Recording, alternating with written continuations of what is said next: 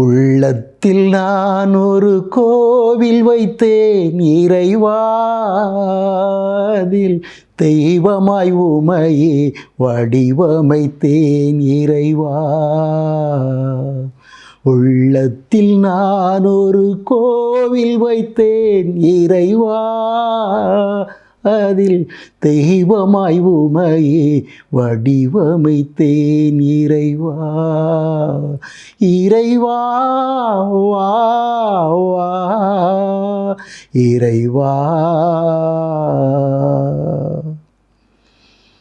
என் அன்பு ஆண்டவரே, என் அருமை இரட்சகரே, என் மேல் அளவில்லா பிரியம் வைத்திருக்கிற நல்ல நேசரே, இதோ இந்த அருமையான வேளையை தேவரீருடைய பரிசுத்த நாமத்தை மகிமைப்படுத்த தந்ததற்காக என் இருதயத்தின் ஆழத்திலிருந்து உமக்கு நன்றி செலுத்துகிறேன். உம்முடைய நாமத்திற்கு மகிமை உண்டாவதாக சுவாமி. படைத்த பரம்பொருளே, நித்தியத்திற்கும் தேவனும் கடவுளும் இரட்சகருமாயிருக்கிற ஆண்டவரே, உமது பரிசுத்த நாமம் மகிமைப்படுவதாக. ஆம், என் ஆண்டவரில் பிரியமானவர்களே,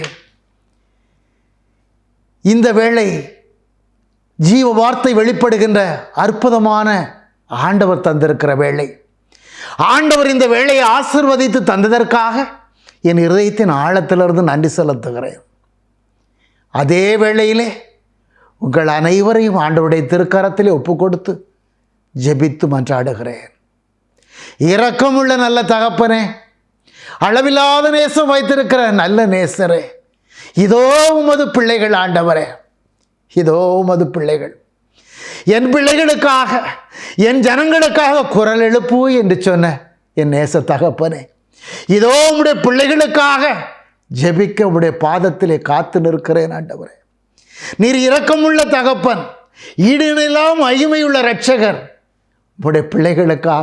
உம்முடைய பிள்ளைகளுக்காக மனதுருகும் கருணையுள்ள தெய்வம் நீர் ஒருவர் தானே ஆண்டவரே. இதோ இந்த வேளையில் உம்முடைய பிள்ளைகளை கண்ணோக்கி பாரும் ஆண்டவரே.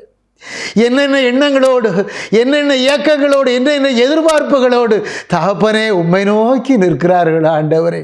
அடியேன் அறியேன் சுவாமி. தேவரி அவர்களுடைய உள்ளங்களிலே, எண்ணங்களிலே, சிந்தனைகளிலே தோன்றுவதற்கு முன்னதாகவே அறிந்திருக்கிற அற்புத கிருபையுள்ள தேவனாயிருக்கிறீரே.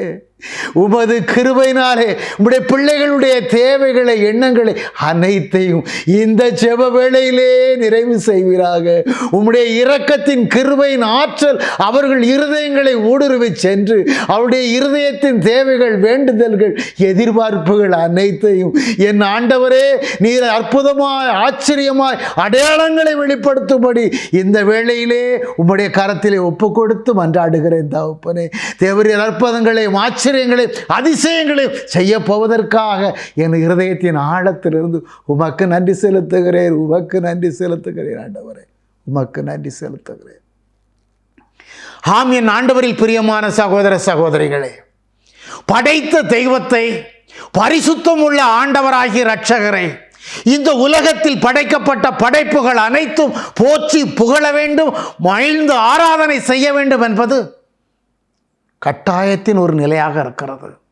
ஏனென்று சொன்னால், இந்த உலகத்தை படைத்தருளிய பரிசுத்த தேவனாகிய கர்த்தர் தமது அழகு திருச்சாயலின்படி இந்த உலகத்தில் 5 நாட்களாக, தமது படைப்பின் 5 முதல் நாட்களாக இந்த உலகத்தில் உள்ள அனைத்தையும் ஒவ்வொன்றாக படைத்து அதன் நிறைவை கண்டு மனம் மகிழ்ந்து பூரித்த கடவுளாகிய ஆண்டவர் படைப்பின் நிறைவாய் தாம் படைத்த படைப்பாகிய மண்ணிலிருந்தே ஒரு உருவை மனிதனாய் உண்டாக்கி அவனுக்கு நாசியிலே தமது ஜீவ ஆவியை ஊதி தன்னை போல சிருஷ்டித்தார் என்று ஜீவ வார்த்தை சொல்லுகிறது. இந்த மனிதனை எதற்காக அவர் உண்டாக்கினார்? அவர் தன்னை அன்பு செய்ய வேண்டும், தன்னை நேசிக்க வேண்டும், தன்னோடு கூட அவன் இருக்க வேண்டும், தன்னை விட்டு இணைபிரியா மகளாய் இருக்க வேண்டும் என்று அவர் அளவில்லாத சித்தம் கொண்டு இந்த மனிதனை உண்டாக்கினார். ஆம், என் ஆண்டவரில் பிரியமானவர்களே, இந்த மகிமையின் இரட்சகராகிய ஆண்டவரை நாம் உள்ளத்தால், உணர்வால், முழு இருதயத்தால், முழு ஆற்றலால், முழு பலத்தால் புகழ்ந்து மகிழ்ந்து பாடுவது, இதயத்தினால் அவனை நிறைந்து ஆராதிப்பது என்பது நமக்கு கொடுக்கப்பட்டிருக்கிற மேன்மையான முதன்மையான முக்கியமான ஒரு கட்டளையாக காரியமாக இருக்கிறது பாருங்கள். என்ன ஆண்டவரில் பிரியமானவர்களே, எனவே தான் சங்கீதம் 68:4 சொல்லுகிறது, ஆண்டவரை புகழ்ந்து பாடி அவரது பெயரை போற்றுங்கள், ஆண்டவரது பெயரை போற்றுங்கள், அவருடைய பரிசுத்த நாமத்தை அலங்கரித்து போற்றுங்கள் என்று அருமையாக சொல்லுகிறது. மேகங்களின் மீது வருகிற தெய்வத்தை, மேகங்களின் மீது வருகிற இரட்சகரை வாழ்த்தி பாடுங்கள், வாழ்த்தி பாடுங்கள், துதித்து பாடுங்கள் என்று அற்புதமாய் சொல்லப்பட்டிருக்கிறது. ஏனென்று சொன்னால் ஆண்டவர் என்பது அவர்தம் பெயராம் என்று வசனம் சொல்லுகிறது. ஆம், என் ஆண்டவரில் பிரியமானவர்களே, ஆண்டவர் என்பது அவர்தம் பெயராம் என்று சங்கீதம் அருமையாக சொல்லுகிறது. அதே வேளையிலே எசையா 42:8 ஆண்டவர் தாமே சொல்லுகின்றார், நானே ஆண்டவர், நானே கர்த்தர், நானே தேவனாயிருக்கிறேன். ஆண்டவர் என்பது எனது பெயர், ஆண்டவர் என்பது எனது பெயர். என் மாட்சியை பிறருக்கோ, என் புகழை சிலைகளுக்கோ ஒருபோது விட்டு கொடேன் என்று ஆண்டவர் சொல்லுகிறார். ஆம், என் ஆண்டவரில் பிரியமானவர்களே, இந்த ஆண்டவருடைய ஜீவ வார்த்தை உங்களுடைய இருதயத்தை எவ்வளவாய் தொட்டு செயல்படுத்துவதாய் இருக்கிறது என்று சிந்தித்து பாருங்கள், சற்று சிந்தித்து பாருங்கள். என் ஆண்டவரில் பிரியமானவர்களே, ஆண்டவருடைய வார்த்தைகளை நீங்கள் செவிகளிலே கேட்கும் பொழுது ஏதோ காரியங்களிலே, ஏதோ செயல்களிலே, தெருக்களிலே, வீதியோரங்களிலே கேட்பதை போல காதுகளிலே கேட்டும் கேளாதவர்கள் போல் இருந்து விடாதீர்கள். ஆண்டவருடைய வார்த்தை ஜீவன் உள்ளது, வல்லமை உள்ளது, வாழ்வளிக்க வல்லதாக இருக்கிறது. அத்தகைய ஜீவ வார்த்தையை உங்கள் செவிகளில் கேட்கும் பொழுது அந்த வார்த்தை உங்கள் இருதயத்தால் உள்வாங்குங்கள். ஆண்டவருடைய வார்த்தை நமக்கு என்ன சொல்லுகிறது என்பதை உங்கள் உள்ளத்தால் இருதயத்தால் உணர்ந்து பாருங்கள். என்ன ஆண்டவரில் பிரியமானவர்களே, ஆண்டவரே கடவுள் என்று, அவர்தாம் அவருடைய பெயர் என்று சங்கீதம் சொல்லுவது மாத்திரமல்ல, ஆண்டவர் தாமே சொல்லுகிறார், நானே ஆண்டவராகிய கர்த்தர். ஆம், என் ஆண்டவரில் பிரியமானவர்களே, இப்படியாய் ஆண்டவருடைய வார்த்தை சொல்லுகின்ற பொழுது உங்கள் இருதயம் எப்படிப்பட்டதாய், யாரை நோக்கி பார்ப்பதாய், யாரை மகிமைப்படுத்துவதாய், யாரை புகழ்ந்தேற்றுவதாய், யாரை ஆராதிப்பதாய் இருக்கிறது? சற்று சிந்தித்து பாருங்கள். உங்கள் இருதயத்தின் ஆழத்திலிருந்து நினைத்து பாருங்கள். என்ன ஆண்டவரில் பிரியமானவர்களே, சங்கீதம் 66:1-2 அருமையாக சொல்லுகிறது, அனைத்துலகோரே ஆண்டவரை போற்றி ஆர்ப்பரியுங்கள், ஆண்டவரை போற்றி ஆர்ப்பரியுங்கள். அனைத்து உலகில் படைக்கப்பட்ட நேச ஜனங்களே ஆண்டவரை போற்றி ஆர்ப்பரியுங்கள், ஆர்ப்பரியுங்கள் என்று சொல்லப்பட்டிருக்கிறது. அவரது பெயரின் மாட்சியை புகழ்ந்து பாடுங்கள். ஆண்டவருடைய பெயரின் மாட்சி எத்தகையது, எவ்வளவு மேன்மையானது, எவ்வளவு இனிமையானது என்பதை ருசித்து பாருங்கள் என்று ஜீவ வார்த்தை சொல்லுகிறது. இந்த ஆண்டவருடைய நாமத்தின் மகிமையை புகழ்ந்து பாடுங்கள், மகிழ்ந்து பாடுங்கள், மேன்மைப்படுத்துங்கள் என்று அற்புதமாய் சங்கீதம் சொல்லி தருகிறது.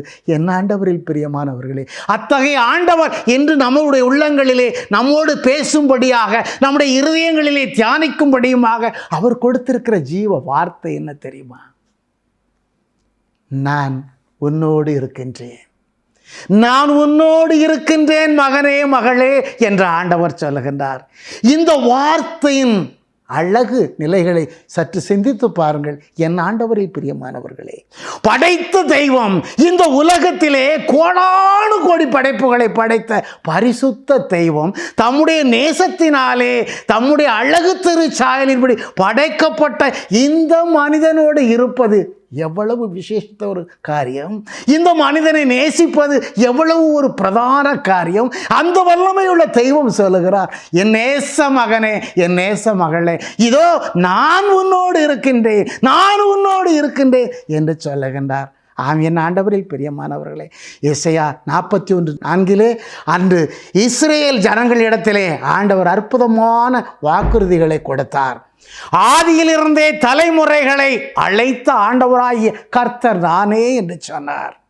ஆதியிலிருந்து, இந்த உலகம் உண்டாக்கப்பட்ட காலத்திலிருந்து வார்த்தைகளை கொடுத்த ஆண்டவர், வார்த்தைகளால் வழி நடத்திய ஆண்டவர், தலைமுறைகளை அழைத்த ஆண்டவர் நானே கர்த்தர் என்று சொல்லுகிறார் பாருங்கள். ஆம், ஆண்டவரில் பிரியமானவர்களே, ஏனென்றால் அவர் முதலும் முடிவுமான தேவன், முதலானவரும் முடிவானவற்றுடன் இருக்க போகின்றவரும் நானே என்று சொல்லுகிறார். ஆம், என் ஆண்டவரில் பிரியமானவர்களே, அவர்தான் முதலும் முடிவுமானவர். அத்தகைய மகிமையின் தேவன் தம்முடைய நேச ஜனங்களை ஒவ்வொரு சூழல்களிலும் பார்த்து சொல்லுகிறார். எசையா 41:10 சொல்லப்பட்டிருக்கிறதே, அஞ்சாதே, அஞ்சாதே, நான் உன்னுடன் இருக்கிறேன், கலங்காதே, நான் உன் கடவுள், நான் உன் தேவன், நானே உன் தேவன் என்று சொல்லுகின்றாரே. என் ஜனங்களே, அஞ்சாதிருங்கள், பயப்படாதிருங்கள், உன் தேவனாகி நான் உங்களோடு கூட இருக்கிறேன் என்று சொல்லுகின்றாரே. இத்தகைய மகிமையின் தேவன் நம்மோடு கூட இருக்கும் பொழுது நம்முடைய உள்ளத்தால், நம்முடைய எண்ணங்களால், சிந்தனைகளால் நாம் சிதறி போவதென்ன? சற்று சிந்தித்து பாருங்கள் என் ஆண்டவரில் பிரியமானவர்களே. உங்கள் தேவைகளை, உங்கள் உள்ளத்தின் குறைபாடுகளை, உங்கள் ஆசைகளை, உங்கள் எண்ணங்களை நிறைவேற்றுகிற கருணை தெய்வம் நம் ஆண்டவர் இயேசு கிறிஸ்து அல்லவா? ஆம், என் ஆண்டவரில் பிரியமானவர்களே, இந்த சூழ்நிலையிலே ஒரு 10 ஆண்டுகளுக்கு முன்பாக என் வாழ்க்கையில் நடந்த ஒரு சம்பவம், ஆண்டவர் கொடுத்த இதே வார்த்தை தான். அது எப்படியா இருந்தது என்று சொல்லும்படியுமாய் ஆண்டவர் இந்த வேலைகளை தந்திருக்கிறார். 10 ஆண்டுகளுக்கு முன்பாக எனக்கு வீடு கட்டக்கூடிய கிருபையை ஆண்டவர் கொடுத்தார். ஏற்கனவே உள்ள வீடு கீழே இறக்கமாக இருந்தபடியினாலே ஆண்டவர் பல வேளைகளில் எனக்கு வெளிப்பாடு கொடுத்தார். நிலைக்கால்களை உயர்த்து, நிலைக்கால்களை உயர்த்து மகனே, நிலைக்கால்களை உயர்த்து என்று எனக்கு வெளிப்பாடு கொடுத்து கொண்டே இருந்தார். நான் ஆரம்பத்திலே அதை பற்றி சற்று உணராதவனாகத்தான் இருந்தேன். அதன் பிற்பாடுதான் என்னுடைய மூளைக்கு எட்டியது ஆண்டவருடைய வார்த்தை, நிலைக்கால்களை உயர்த்தி என்றால் ஆண்டவர் நம்மை இந்த இடத்திலே உயர்த்தி நிறுத்த ஆசைப்படுகிறார் என்று எண்ணி வீடு கட்ட ஆரம்பித்தேன். வீடு கட்ட ஒரு தெரிந்தவர் மூலமாக கட்டுகின்ற அந்த வேளையிலே வீடை கட்டுவதற்கு வேண்டிய பணங்களை எல்லாம் அடுத்தடுத்து முன்கூட்டியே கொடுத்து முடித்து விட்டேன். அவரோ பாதி வீடு கட்டிய மாத்திரத்திலே சில லட்சங்களை கொண்டு வீடை கட்டி முடிக்காமலே போய்விட்டார். என் உள்ளத்திலே மிகுந்த வேதனையால் துவண்டு போனேன். வீட்டிற்கு வேண்டிய எல்லாவற்றையும் கொடுத்து விட்டேன். ஆனால் வீடோ பாதி நிலையில் நிற்கிறது. என் வேதனை என்னால் தாங்க முடியவில்லை. என் சகோதரர் கூட பலவிதமான சூழ்நிலைகளிலே காவல்துறையில் சொல்லிக்கூட அவைகளை பறித்து விடலாமா என்றெல்லாம் சொன்னார். ஆனால் என் மனைவி சொன்னபடி ஆண்டவருடைய இல்லத்திற்கு சென்றேன். ஆலயத்திலே சென்று முழந்தாள் படியிட்டு 2 கரங்களை விரித்து கண்ணீர் சிந்தி அழுதேன். ஆண்டவரே, இந்த உலகத்திலே நான் கொண்டு வந்தது ஒன்றுமில்லை ஆண்டவரே, எல்லாம் எனக்கு நீர் கொடுத்தது. இந்த வீடு கட்டுவதற்கு கூட தேவரீர்தானே எனக்கு வாக்கு கொடுத்து எழுப்பினீர் ஆண்டவரே, நிலைக்கால்களை உயர்த்து என்று. உம்முடைய வார்த்தையை கேட்டுத்தானே நான் கட்ட ஆரம்பித்தேன். நீர் கொடுத்த பணங்கள், பொருட்கள் தானே ஆண்டவரே. ஆனாலும் கூட அதை முழுமை பெறாதபடி என்னை அபகரித்து செல்லும் அளவுக்கு நான் ஏமாளியாக இருந்து விட்டேனே ஆண்டவரே. என்ன காரணம் என்று புரியவில்லையே. வீடோ கட்டி முடிக்காத சூழ்நிலை இருக்கிறதே ஆண்டவர் என்று தேம்பி தேம்பி அழுதேன். அந்த வேளையிலே தத்ரூவமாக நற்கருணை பேழையிலே இருந்த ஆண்டவர் வெண்ணங்கி தரித்தவராக, இடையிலே குஞ்சம் தொங்கிய வெள்ளை இடை கயிறு கட்டியவராக சிரித்து கொண்டே என்னை நோக்கி வந்தார். என் அருகிலே வந்து என்னை அவரோடு மார்பிலே கட்டி தழுவி அணைத்து அவர் சொன்ன வார்த்தை என்ன தெரியுமா?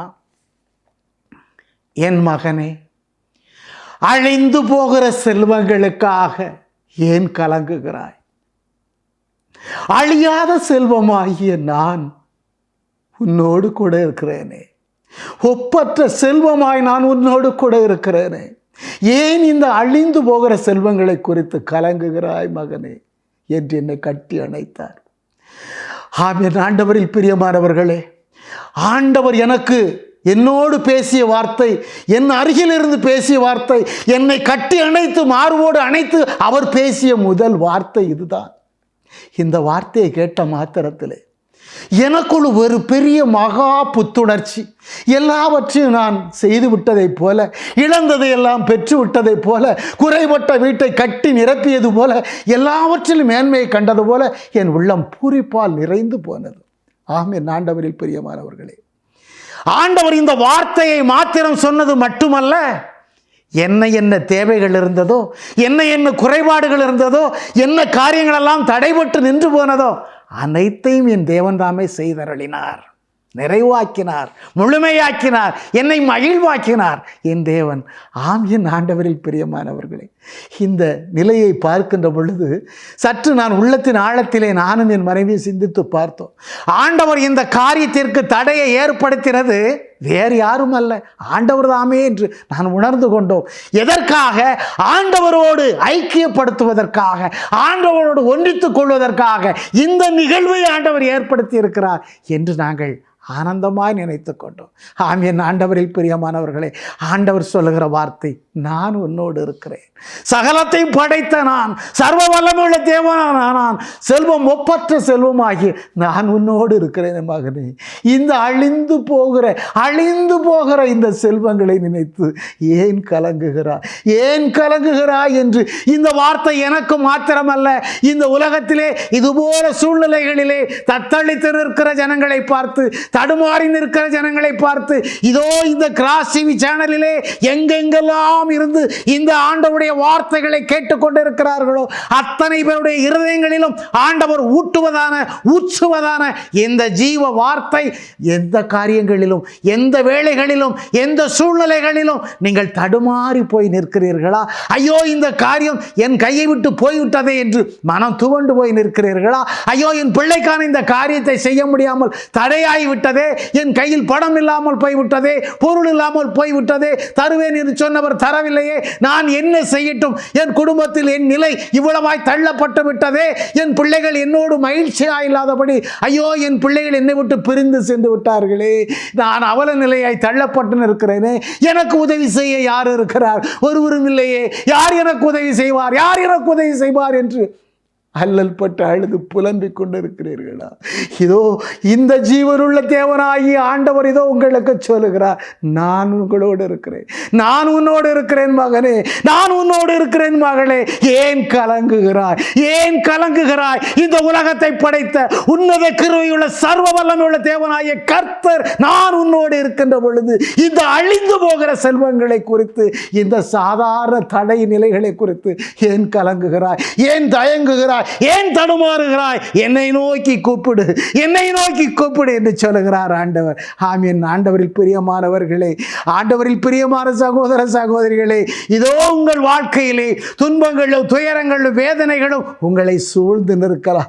எத்தனை துன்பங்கள், எத்தனை இக்கட்டுகள், இடர்பாடுகள் சூழ்ந்து நின்றால் என்ன, அவை ஒருபோதும் உங்களை சேதப்படுத்த முடியாது என்று சேனைகளின் கர்த்தராய ஆண்டவர் சொல்லுகிறார். ஏனென்று சொன்னால், நான் உன்னோடு இருக்கிறேன், சகலத்தையும் படைத்த சர்வ வல்லமையுள்ள தேவனாகிய கர்த்தர் நான் உன்னோடு இருக்கிறேன் மகளே, நான் உன்னோடு இருக்கிறேன் மகளே என்று சொல்லுகிறார். ஆம் என் ஆண்டவரில் பிரியமானவர்களே, சங்கீதம் 46:2-3 ஒன்று சொல்லுகிறதை பாருங்கள். நில உலகம் நிலை குலைந்தால் என்ன, மலைகள் ஆழ்கடலில் அதிர்ந்து நடுங்கினால் என்ன, கடலின் அலைகள் கொந்தளித்துத்தான் பொங்கினால் என்ன, அவற்றின் பெருங்கால் குன்றுகள் அதிர்ந்து நடுங்கினால் என்ன. ஏன் கலங்குகிறாய்? நமக்கு அடைக்கலமும் ஆற்றலும் பலனுமாய் இருக்கிற ஆண்டவர் நம்மோடு கூட இருக்கிறார். எல்லா வேளைகளிலும் எல்லா இன்னல்களிலிருந்து விடுவித்து காக்கிற கருணை தெய்வம் நம்மோடு கூட, நமக்கு உற்ற துணையாய் நம்மோடு கூட இருக்கிறார். ஏன் கலங்குகிறீர்கள்? உங்களை விட்டு பிரியாத கடவுள் அவர் அல்லவா? உங்களை விட்டு விலகாத ஆண்டவர் அவர் அல்லவா? இதோ யோசுவா 1:5 சொல்லுகிறது, எபிரேயர் 13:5 சொல்லுகிறது, இதோ நான் உன்னை விட்டு விலகாத தேவனாய் இருக்கிறேன், உன்னை கைவிட கருணை நேசரும் ஆண்டவருமாய் நான் இருக்கிறேன் என்று ஆண்டவர் சொல்லுகிறதை ஏன் மறந்து போகிறீர்கள்? ஏன் மறந்து போகிறாய் நேச சகோதரனே, சகோதரியே? இதோ மத்தேயு 28:20 ஆண்டவர் சொன்ன வார்த்தையை நினைத்து பார்த்தாயா? இதோ உலக முடிவு பரியந்தம் வரையிலும், இந்த உலக முடிவின் நாட்கள் கடைசி வரையிலும் இதோ உங்களோடு நான் இருக்கின்றேன் என்று சொன்ன ஜீவனுள்ள தேவனின் வார்த்தையை நினைவு கூறுங்கள், நினைத்து பாருங்கள். உள்ளத்தின் வேதனைகள் அகற்றி போடுங்கள், உன்னத தேவனின் கிருபையை பற்றி கொள்ளுங்கள். என் ஆண்டவரில் பிரியமான சகோதர சகோதரிகளே, இதோ மத்தேயு நற்செய்தியிலே 14ஆம் அதிகாரத்திலே 22 முதல் 32 வரையில் உள்ள அந்த ஆண்டவரோடு வாழ்ந்த சீடர்களுடைய நிலைமை, நிகழ்வுகள் எப்படிப்பட்டதாக இருந்தது என்று சிந்தித்து பாருங்கள். இதோ உங்கள் உள்ளத்தால் உணர ஆண்டவர் இந்த வார்த்தையை, வசனத்தை, செயல்பாட்டை தந்திருக்கிறார் பாருங்கள். ஆண்டவராகிய கடவுள் அவரோடு இருந்த கூட்டத்தினரை, மக்கள் இனங்களை, எல்லா தேவைகளை சந்தித்து அற்புதங்களை செய்து ஆசீர்வதித்து அவர்களை அனுப்பி கொண்டிருந்தார். அத்தகைய வேளையிலே தம்முடைய சீடர்களை அழைத்து அவர்களை கடலிலே மறு கரைக்கு செல்லும்படியுமாய், படகிலே செல்லும்படியுமாய் அவர்களை கட்டாயப்படுத்தி ஆண்டவர் அனுப்பினார் என்று வசனம் சொல்லுகிறது.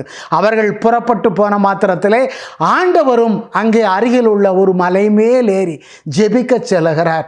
மலை மேலே ஏறி ஆண்டவர் ஜெபித்து கொண்டே இருக்கிறார். பொழுது சாய்ந்த வேளையாகிவிட்டது, இருள் சூழ்ந்த வேளையாகிவிட்டது. ஆனால் ஆண்டவர் அங்கேயே இருக்கிறார், ஜெபித்து கொண்டே இருக்கிறார் என்று வசனம் சொல்லுகிறது. ஆனால் அத்தகைய வேளையிலே அவர்கள் அப்போஸ்தலர்கள் சென்ற படகானது வெகு தொலைவில் சென்று விட்டது. வெகு தொலைவில் சென்ற மாத்திரத்திலே அவர்கள் படகருகிலே என்ன சூழல் ஏற்படுகிறது? எதிர்காற்று அதிகமாய் வீசுகிறது. எதிர்காற்று அதிகமாய் வீசுகின்ற அந்த சூழலிலே கடலில் உள்ள தண்ணீர் எல்லாம் அலை அலையாய் அள்ளி அந்த படகுக்குள் நிரப்புகிறது. படகானது அமிழ்ந்து விடும் சூழலுக்கு தள்ளப்பட்டதாய் அலைக்கழிக்கப்பட்டு தள்ளாட்டத்திலே இருக்கிற சூழ்நிலையாய் இருக்கிறது. அத்தகைய வேளையிலே ஆண்டவருடைய சீடர்கள் உள்ளமெல்லாம் அஞ்சி நடுங்கி பயந்தவர்களாய் ஐயோ மூழ்கி விடுவோமோ என்ற பதட்டத்தில் இருக்கக்கூடிய சூழ்நிலை அங்கே இருக்கிறது. அத்தகைய வேளையிலே ஆண்டவர் அங்கே வருகிறார். தன்னுடைய நேச சீடர்கள் படுகின்ற வேதனை நிலையை கண்ணோக்கி பார்க்கிறார். அத்தகைய வேலை எப்படிப்பட்ட வேலையாக இருக்கிறது? ஆண்டவர் வருகின்ற அந்த வேளையோ சாமம், இரவு 4ஆம் சாமம் என்று சொல்லப்பட்டு இருக்கிறது. அத்தகைய வேளையிலே தம்முடைய சீடர்கள் படுகின்ற வேதனையை பார்த்து ஆண்டவர் அவர்களை நோக்கி நடந்து வருகிறார். கடல் மீது ஆண்டவர் நடந்து வருகிறார். ஆண்டவர் அருகில் கடல் மீது நடந்து வருவதை கண்ட சீடர்கள் ஆண்டவரை கண்டுகொண்டமே, ஆண்டவர் வந்து விட்டாரே, இனி நமக்கு கவலை இல்லை, இனி நமக்கு பயம் இல்லை, வேதனை இல்லை, துன்பம் இல்லை, துயரம் இல்லை என்று உள்ளத்தால் மகிழ்ந்து விட்டார்களா? அறிந்து கொண்டார்களா? மகிழ்ச்சி அடைந்து விட்டார்களா? இல்லை என் ஆண்டவரில் பிரியமானவர்களே, அருகிலே ஆண்டவர் நடந்து கடல் மீது வர வர அவர்கள் இருதயம் பயத்தால் அஞ்சு நடுங்கியது. ஐயோ பேய் என்று அலறினார்கள் சீடர்கள், பேய் என்று அலறினார்கள். அப்பொழுது ஆண்டவர் சொன்ன வார்த்தை என்ன? நான் தான், அஞ்சாதிருங்கள், பயப்படாதிருங்கள், துணிவோடிருங்கள் என்று ஆண்டவர் சொன்னார். என் ஆண்டவரில் பிரியமானவர்களே, இந்த வார்த்தையை ஆண்டவர் சொன்ன மாத்திரத்திலே உடனே எழுந்து பேதுரு சொல்லுவார், ஆண்டவரே நீர்தாம் என்றால் நானும் கடல் மீது நடந்து உம்மோடு வர எனக்கு கட்டளையிடும், எனக்கு ஆணையிடும் ஆண்டவரே என்று சொன்னார். ஆண்டவரும் வா என்று சொன்னார். ஆண்டவர் வா என்று சொன்ன மாத்திரத்திலே பேதுருவும் படகிலிருந்து இறங்கி இயேசுவை நோக்கி கடல் மீது நடந்து சென்றார். இந்த ஆண்டவருடைய ஜீவ வார்த்தையை சற்று நல்ல ஒரு மனநிலையோடு உன்னிப்பாக கவனித்து பாருங்கள் என் ஆண்டவரில் பிரியமானவர்களே. பேதுரு படகில் இருந்து இறங்கி ஆண்டவர் வா என்று அழைத்த மாத்திரத்திலே பேதுரு கடலிலே இறங்குகிறார். படகிலிருந்து இறங்கி கடல் மீது நடந்து ஆண்டவரை நோக்கி சென்று கொண்டிருக்கிறார். ஆம், அதுதான் உண்மை. படகில் இருந்து இறங்கிய பேதுரு இயேசுவை நோக்கி கடல் மீது நடந்து சென்றார். இயேசுவை நோக்கி அவர் சென்று கொண்டிருக்கின்ற பொழுது அவர் கடல் மேலே தான் நடந்து கொண்டிருக்கின்றார். ஆம் என் ஆண்டவரில் பிரியமானவர்களே, அதன் பின்பு என்ன நடக்கிறது? அவர் அப்பொழுது சற்று அங்கே பெருங்காற்று வீசுவதையும் கடல் கொந்தளிப்பதையும் சற்று எட்டி பார்க்கிறார். கடல் கொந்தளிப்பை அவர் எட்டி பார்த்த மாத்திரத்திலே, பெரும் காற்றை அவர் எட்டி பார்த்த மாத்திரத்திலே அவர் கடலிலே அமிழ்த்தப்படக்கூடிய சூழ்நிலைக்கு உள்ளாகிறார். கடலிலே அமிழ்ந்து போகக்கூடிய சூழ்நிலைக்கு உள்ளான மாத்திரத்திலே அதறி சத்தம் போட்டு அலறுகிறார், ஆண்டவரே என்னை காப்பாற்றும், ஆண்டவரே என்னை காப்பாற்றும் என்று அலறுகிறார். ஆம் என் ஆண்டவரில் பிரியமானவர்களே, நம்முடைய வாழ்க்கையிலும் இதுபோல பலவிதமான சூழல்கள், பலவிதமான நெருடல்கள் ஏற்பட்டு கொண்டே இருக்கிறது. காரணம் என்ன? மனித வாழ்க்கையில் ஒரு காரியங்களை செய்வதானாலும் சரி, ஒரு வேலையை செய்வதானாலும் சரி, எந்த ஒரு காரியத்திலும் எந்த ஒரு வேலையிலும் அநேகர் ஆண்டவரை முன்வைத்து ஆண்டவரை நினைத்து ஆண்டவரிடத்தில் ஒப்பு கொடுத்து காரியங்களை செய்வது உண்டு, வேலைகளை செய்வது உண்டு, செயல்பாடுகளை தொழிலை தொடங்குவது உண்டு, செய்வது உண்டு. ஆனால் அதே சூழலிலே ஆண்டவருடைய கிருபையிலே அந்த காரியம் ஆண்டவரை நோக்கியதாக, ஆண்டவரை எதிர்கொள்வதாக நிறைவாகத்தான் சென்று கொண்டிருக்கிறது. ஆனால் அதே வேளையிலே அநேகருடைய வாழ்க்கையிலே இந்த உலக காரியங்கள், இந்த உலக சூழல்கள், இந்த உலகத்தின் பொருளாதார நிலைகள் சிறு சிறு தடைகளை, சிறு சிறு பிரச்சனைகளை, சிறு சிறு துன்பங்களை, போராட்டங்களை ஏற்படுத்தக்கூடிய நிலை ஏற்படுகிறது. அந்த வேளையிலே மனிதனானவன் தடுமாறி விடுகிறான். எந்த கண்களால், எந்த இருதயத்தால், எந்த உயிர் மூச்சால் ஆண்டவரை நோக்கி நடந்து கொண்டிருந்தானோ அந்த மனிதன் தன் நிலையை இழந்து விடுகிறான். ஆண்டவரை நோக்கி பார்ப்பதை விட்டுவிட்டு இந்த உலக காரியங்களை நினைத்து சற்று மனம் தளர்ந்து விடுகிறான். எப்பொழுது அவன் மனம் தளர்வான் என்று, எப்பொழுது அவன் இந்த ஆண்டவரை விட்டு விலகுவான் என்று எதிர்நோக்கி நிற்கிற இந்த வஞ்சகனாகிய சாத்தானின் எண்ணம் அதில் ஈடேற்றம் பெறுகிறது. இப்படி அநேக மனிதருடைய வாழ்க்கையிலே கடவுளை நோக்கி சென்று கொண்டிருக்கின்ற பாதையிலும் கூட, கடவுளுக்காக சென்று கொண்டிருக்கின்ற பாதையிலும் கூட மனிதனுடைய இந்த தயக்கத்தின் நிலையை, தளர்ச்சியின் நிலையை, மனித தடுமாற்றத்தின் நிலையை சாத்தான் கை கொள்ள மிகுந்த ஆவலாய் இருந்து அவனை அமிழ்த்துவதற்கு இந்த பேதுருவை போல கடலிலே மனங்களை தளரவிட்டு இயற்கையின் சூழல்களை, உலகத்தின் சூழல்களை கண்களிலே காமித்து அவனை தளர்ச்சி அடைய செய்து கடலிலே மூழ்கடித்து ஆழ்த்தி விடுவதைப் போல மனிதனுடைய வாழ்க்கையிலும் மனிதனுடைய வாழ்க்கை அழித்து விடுவதற்கு வஞ்சகனின் செயல்கள் அநேகமாய் செயல்பட்டு கொண்டிருக்கின்றன. இத்தகைய சூழ்நிலைகளிலே ஐயோ அழிந்து விட்டோமே, ஐயோ நாம் எல்லாம் இழந்து விடுவோமோ, ஐயோ நம்முடைய உயிர் போய்விடுமோ, நம்முடைய காரியங்கள் ஒன்றும் நடைபெறாது போய்விடுமோ என்று அல்லல் போட்டு அதே எண்ணங்களிலே நாம் மூழ்கி போவோம் என்று சொன்னார் நிச்சயமாக நம்முடைய வாழ்வு ஒன்றுமில்லாது மூழ்கடிக்கப்பட்டு இல்லாது போய்விடும் என் ஆண்டவரில் பிரியமானவர்களே. அன்று பேதுரு அலறியதைப் போல ஐயோ முடியாது போனேன், ஆண்டவரே என்னை காப்பாற்றும் என்று கூச்சலிட்டு அலறியதைப் போல எத்தகைய சூழ்நிலையிலும், எத்தகைய ஒரு தடுமாற்றத்திலும், எத்தகைய ஒரு போராட்டத்திலும், எத்தகைய ஒரு முரண்பாடான வாழ்க்கையின் சூழலிலும் ஆண்டவரை நோக்கி ஆண்டவரே ஆண்டவரே என்னை காப்பாற்றும், ஆண்டவரே என்னை கைதூக்கி விடும், ஆண்டவரே இதோ உம்முடைய கரத்தில் என்னை ஒப்பு கொடுக்கிறேன், என்னை காப்பாற்றும் என்று ஆண்டவரை நோக்கி கூவி அழைப்போம் என்று சொன்னார். ஆண்டவருடைய பரிசுத்த நாமத்தையே உச்சரித்து அழைப்போம் என்று சொன்னார். நம்முடைய வாழ்வு புதிதாய் மாற்றம் அடையும். நம்முடைய வாழ்வு புதுப்பிக்கப்பட்டதா, உயிர்ப்பிக்கப்பட்டதா, மேன்மைப்படுத்தப்பட்டதா இருக்கும். ஆண்டவர் தம்முடைய சீடர்கள் கூட்டங்களோடு ஆண்டவர் பிரதான வீதியிலே வருகின்ற பொழுது பார்வையற்ற பார்த்திபேயு எத்தனையோ கூட்டங்களின் நெரிசல்கள் அவர் ஆண்டவரை நோக்கி கூவி அழைக்கின்ற பொழுது, ஆண்டவரே என்று கூவி அழைக்கின்ற பொழுது குருடனை பேசாது அமைதியாயிருந்து தடுத்து ஆட்கொண்ட பொழுதிலும் கூட தன்னுடைய உடலில் உச்ச நிலையிலும், தன்னுடைய ஆற்றல் பலத்தின் உச்ச நிலையிலும் ஆண்டவரே தாவீதின் மகனே எனக்கு இறங்கும், எனக்கு இறங்கும் என்று கூவி அழைத்த பார்த்துமேவை போல ஆண்டவரை நோக்கி இடைவிடாது கூவி அழைப்பீர்கள் என்று சொன்னார். எத்தகைய சூழ்நிலையாக இருந்தாலும் சரி, ஏன் வாழ்வே முடிந்து போகக்கூடிய கடைசி நிலையானால் என்ன, தளர்ந்து போன உடைந்து போன சூழ்நிலையாக இருந்தால் என்ன, ஆண்டவராகிய கர்த்தரை நோக்கி எப்பொழுது நீ கூச்சலிட்டு உள்ளத்தின் ஆழத்தில் இறுதியின் ஆற்றலில் கொண்டு நீ கூப்பிடுவாயோ உன் தேவனாகிய ஆண்டவர் உனக்காக எல்லாம் செய்து தர, உன் தேவைகளை சந்திக்க, உன் பிரச்சனைகளை முடிவெடுத்து அற்புதமாய் ஆசீர்வாதமாய் மேன்மைப்படுத்த அவர் வல்லமையுள்ளவராக இருக்கிறார். என் ஆண்டவரில் பிரியமானவர்களே, இத்தகைய சூழ்நிலையை கடந்து மனிதர்களில் அநேகர், அதில் கிறிஸ்தவர்கள் கூட கண்களால் காண்கிற ஆண்டவரை மறந்து காதுகளால் கேட்ட வார்த்தைகளில் சாத்தானை முன்னிறுத்தி சாத்தானை தெய்வமாக கூட அமைத்து பல்வேறு விதமான தீய பழக்க வழக்கங்கள், அக்கிரம செயல்களில் ஈடுபட்டு இதில் வாழ்க்கையில் உயர்ந்து விடலாமோ, மேன்மை அடைந்து விடலாமோ என்று அநேக ஜனங்கள் இந்த வழிகளிலே பொல்லாத வஞ்சகரின் செயல்களில் சென்று கொண்டிருக்கின்றார்கள். அதன் நிலை ஒன்றுமில்லாது போய்விடும். இப்பொழுது இருக்கின்ற நிலையானது முந்தைய நிலையை விட மோசமாய் போய்விடும் என்று வார்த்தை சொல்லுகிறது. ஆமென். ஆண்டவரில் பிரியமானவர்களே, உங்கள் இருதயத்தின் செயல்பாடுகள், உங்கள் வாழ்வின் செயல்பாடுகள் எப்படிப்பட்டதாக இருக்கிறது? உண்மையுள்ள தேவனை நோக்கி பார்ப்பதாக, இதோ நான் உன்னோடு இருக்கின்றேன் என்று சொல்லுகிற ஆண்டவரை நினைத்து பார்ப்பதாக இருக்கிறதா? இல்லை உங்கள் செயல்களின்படி நாம் எதையும் சாதித்து விடலாம் என்று பஞ்சகனின் பாதையிலே கிடக்கிறீர்களா? சிந்தித்து பாருங்கள் என் ஆண்டவரில் பிரியமானவர்களே. வல்லமை உள்ள கடவுள், ஜீவனுள்ள ஆண்டவர், இதோ உனக்காக அல்லும் பகலமாக அயராது கண் விழித்து காத்திருக்கிற கருணை தெய்வம். அவரிடத்திலே உன் தேவைகளை எடுத்து சொல்லு, உன் வேண்டுதல்களை எடுத்து சொல்லு. மன உறுதியோடும் முழு விசுவாச பலத்தோடும் ஆண்டவரிடத்தில் எடுத்து சொல்லு. இப்பொழுதே பெற்றுக்கொள்வாய் மகனே, மகளே.